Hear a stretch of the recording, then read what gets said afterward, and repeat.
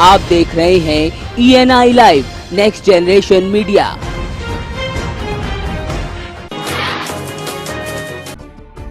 Cabinet मंत्री मुख्तार अब्बास नकवी मुरादाबाद पहुंचे। यहाँ उन्होंने कहा कि नोटबंदी का कदम कमजोर वर्ग के लोगों की सलामती के लिए उठाया गया है। आने वाले समय में ये क्रांति सुनहरे अक्षरों में लिखी जाएगी। उधर आर्मी चीफ की चयन प्रक्रिया पर बोलते हुए उन्होंने कहा कि कांग्रेस के लोग इस पर सवाल उठा रहे हैं।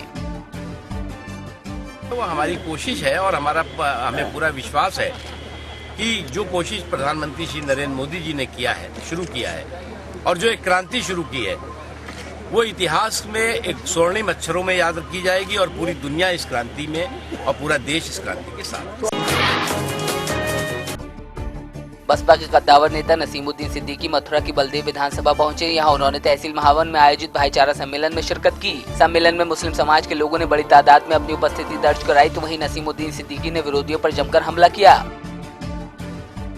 विकास की बात कर रहे थे, क्या हुआ भाई? 2.5 साल से ज्यादा हो गए नरेंद्र मोदी आपकी सरकार बने हुए और ये पूरी तरीके से असफल साबित हुए हैं, फेल हुए हैं और अपनी नाकामयाबी को छुपाने के लिए टाइम पर ये नए शिगुफे छोड़ते रहे।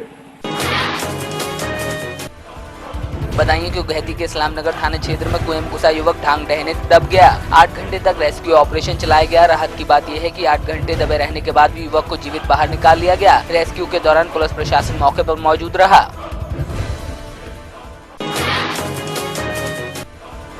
बिजनौर में बदमाशों ने एक ट्रैक्टर चालक की धारदार हथियार से हत्या कर दी। मृतक सीमेंट उठाने जा रहा था। काफी देर तक जब वहां नहीं पहुंचा तो उसे ढूंढा गया, जिसके बाद मृतक पप्पू की ट्रॉली मिली और कुछ ही दूर पर खेत में गड़ा हुआ उसका शव भी बरामद हुआ। जालौन के कोच में स्थानीय पुलिस ने महेशपुरा रोड पर स्थित कबूतरा डेरा पर छापा मारा। कार्रवाई के दौरान पुलिस ने 15,000 लीटर लहन नष्ट किया, तो वहीं 2,000 लीटर कच्ची शराब बरामद की। पुलिस के हत्थे 2 आरोपी भी चढ़े हैं।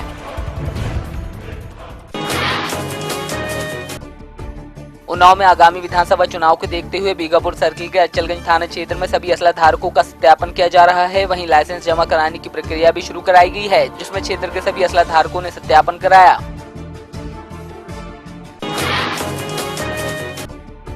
हमीरपुर के सदर कोतवाली क्षेत्र के चंतुर लीतर गांव में सड़क निर्माण की मांग को लेकर सड़कें बचाओ समिति के बैनर तले सैकड़ों ग्रामीणों ने धरना प्रदर्शन किया। ग्रामीणों ने कहा कि पिछले 2 साल से इलाका जर्जर सड़क की समस्या से जूझ रहा है, लेकिन कोई सुनने वाला नहीं। हमीरपुर से राट तहसील की ओर जाने वाली सड़क पर अक्सर लोग हादसे का शिकार होते हैं।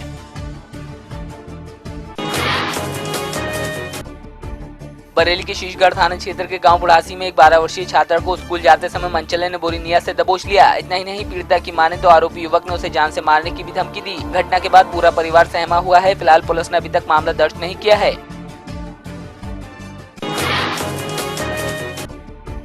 सीएम हरीश रावत के बेहद करीबी माने जाने वाले रुड़की मंडी समिति के अध्यक्ष प्रमोद जौहर पर गंभीर आरोप लगे हैं। जौहर के नजदीकी और मंडी समिति के सदस्य फखरे आलम ने उनके ऊपर घोटाले में शामिल होने का आरोप लगाया है। कांग्रेस छोड़कर बसपा में शामिल हुए फखरे आलम की माने तो मंडी समिति की 18 दुकानों का आवंटन कमीशन लेकर व्यापारियों को किया जा रहा है। रुड़की के लक्सर में तेज रफ्तार ट्रक की चपेट में आने से बाइक सवार युवक की मौत हो गई, जबकि उसका दूसरा साथी गंभीर रूप से घायल हो गया, जिसे सिविल अस्पताल में भर्ती कराया गया है, जहां हालत गंभीर होने पर उसे देहरादून रेफर किया गया। फिलहाल पुलिस ने ट्रक चालक को हिरासत में ले लिया है।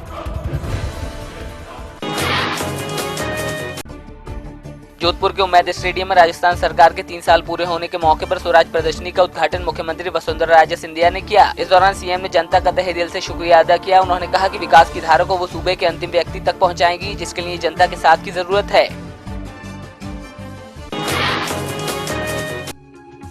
मुंबई से सटे विरार में पंछियों की प्रदर्शनी लगाई गई है, जिसे देखने के लिए वसई तालुका के स्कूली बच्चे भारी संख्या में जुट रहे हैं। प्रदर्शनी में ज्यादातर पंछी अफ्रीकी हैं, तो वहीं पंछी प्रेमियों के लिए भी ये प्रदर्शनी आकर्षण का केंद्र बनी हुई है। दमोह पावर ग्रिड कॉर्पोरेशन द्वारा 500 पलंग कस्तूरबा कन्या छात्रावासों के लिए दिए गए हैं। उधर पावर ग्रिड कॉर्पोरेशन द्वारा आयोजित पलंग वितरण कार्यक्रम में वित्त और वाणिज्यिक मंत्री जयंत कुमार मलैया शिरकत करने पहुंचे। यहाँ उन्होंने संस्था के कार्यों की जमकर सराहना की।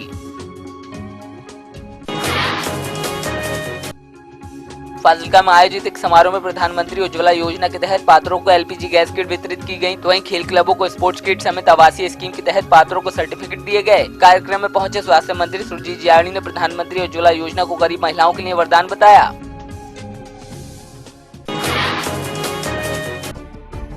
कार्बी आंगलोंग के बोगरी घाट गाँव में पिछले 22 साल से पीएचई बंद है, जिसकी वजह से गाँव में पानी की किल्लत बनी हुई है। ग्रामीणों की माने तो चुनाव आते ही नेता पीएचई चालू करवाने का वादा करते हैं, लेकिन जीत जाने के बाद वादा भूल जाते हैं।